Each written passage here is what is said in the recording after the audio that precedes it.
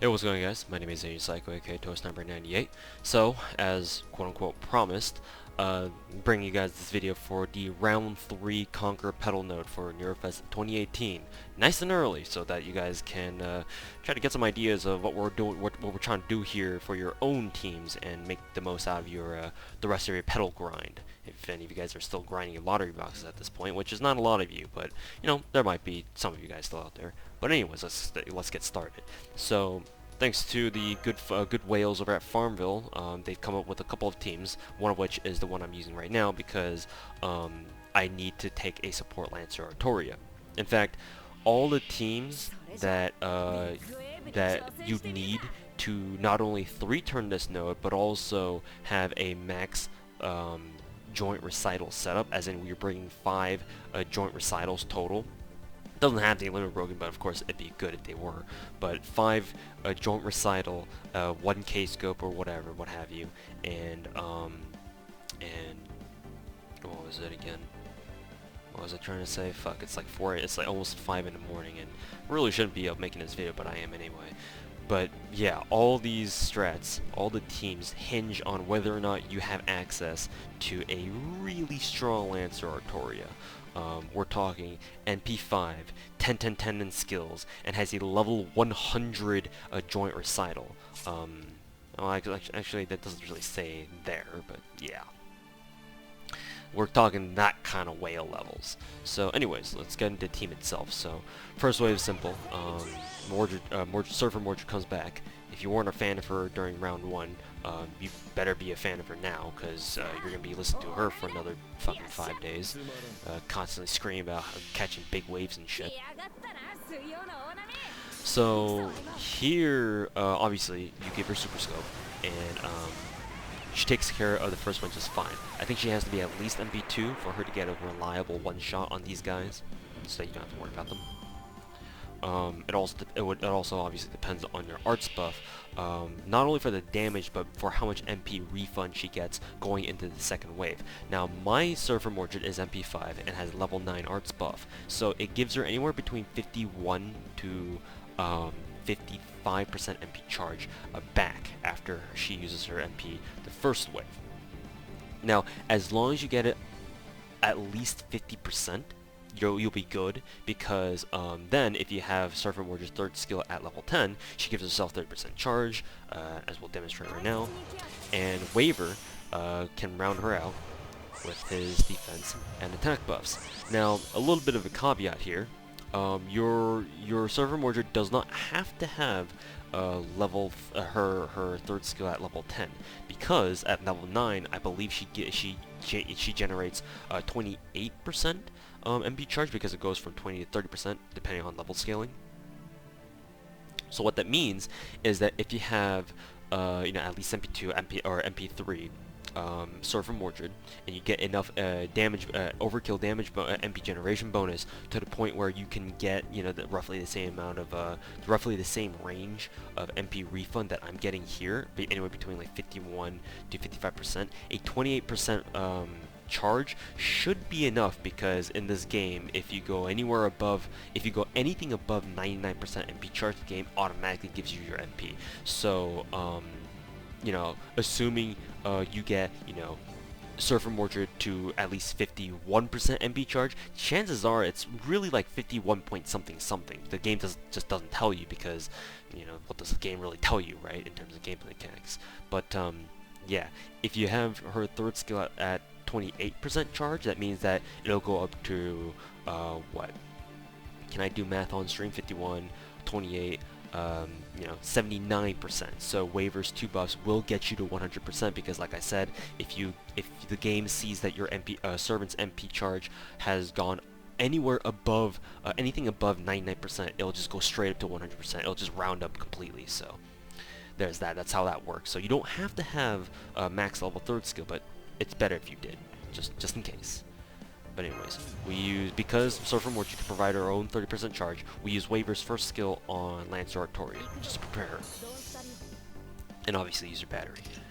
And now we swap out Waver for Iskander. Iskander is also important here because he gives a lot of offensive support power in the forms of his charisma and his tactics. Now, you could use Drake instead if you have a really strong Drake and she has like level 9 or level 10 Voyage of the Storm, but if you have a strong Iskander instead, you may want to consider bringing him instead because his attack and tactics buffs together are stronger than Drake's Voyage of the Storm skill.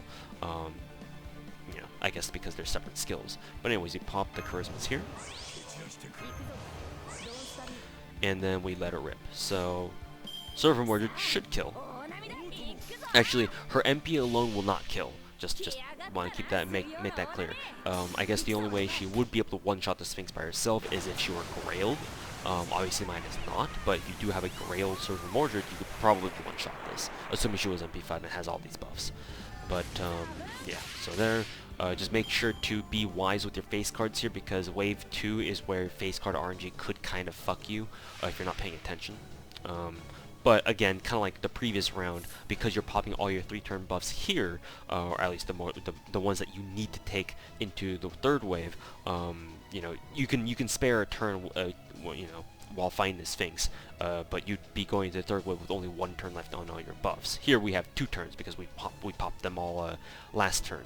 But anyways, that's besides the point. We use tactics here again because tactics is Iskander gives the only tactics buff on this team, and as you may or may not know, buffs stack multiplicatively in this game. So the different kind of buffs you have, TLDR, they will do more damage than say if you just stacked like 3 copies of the same buff, like charisma.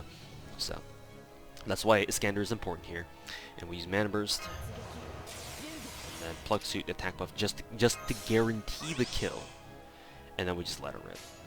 Don't need to use the Lancer Artoria chain because I know her MP alone will fucking wreck everybody. Again, this is the part where I explain that Lancer Artoria is critical for any hyper optimal whale team setups like 3-turn, max limit broken, max joint recital teams, because Lancer Artoria is pretty much the only gold Lancer who has her own charge, well, at least as of right now in this game, you know, and then FGO. I know Ereshkigal says hi later on, but as of right now, Lancer Artoria is the only gold Lancer who has a 50% charge to even make this team, or to even give this team a chance at winning. It also really fucking helps that she has a mana burst and a charisma on top of it. So she's a really strong candidate here, pretty much the only candidate here, because all the teams I've seen on Farmville involve Lancer Artoria in some way, shape, or form, because who else is gonna kill Gil, right?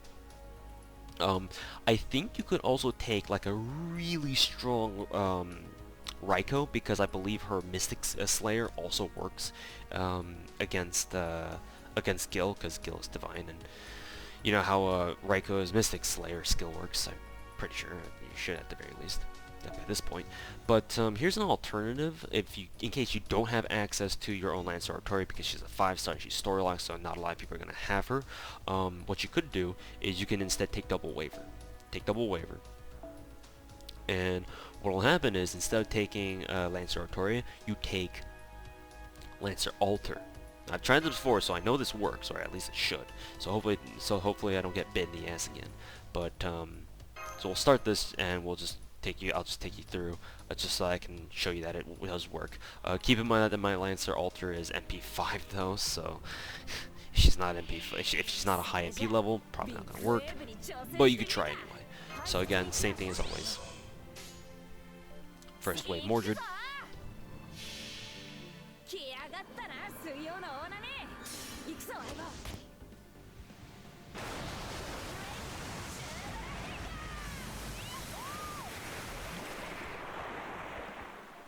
There you go, she comes back with 55% MP charge this time, thanks to the MP generation bonus.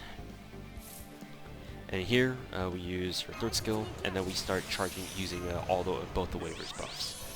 Now, obviously the annoying thing about this is that you do have to use double waver, which admittedly it does make a lot of things work, but for, you know, a lot of whales like me, it kind of gets annoying having to use all 6 of your double waivers as skills every single time you do a run. So only do this if you don't really have any other choice, or, you know, I guess if you really don't have any other choice, yeah. I said that right the first time. But, yeah, we'll do this. Again, same thing as usual. In fact, Mordred might have an easier time because she's getting double waiver buffs, but we'll see.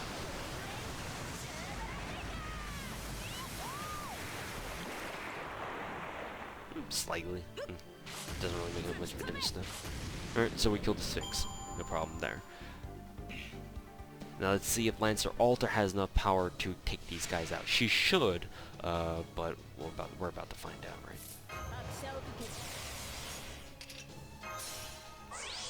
And we'll use Protection of World's End just in case, I guess. We'll do that. So let's see if Lancer Alter can kill with double waiver. Excuse me.